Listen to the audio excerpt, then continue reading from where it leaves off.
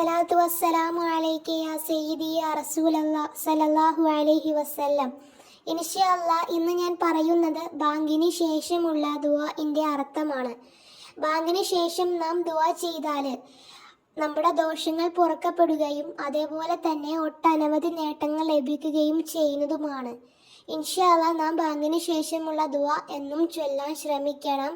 അല്ലാഹു സുബ്ഹാനഹു വ തആല സ്വീകരിക്കുമാറാകട്ടെ. ആമീൻ യാ റബ്ബൽ ആലമീൻ. ഇൻഷാ അല്ലാഹ് നമുക്ക് ഏതായാലും ബാങ്കിന് ശേഷമുള്ള ദുആ ഒന്ന് ചൊല്ലാം.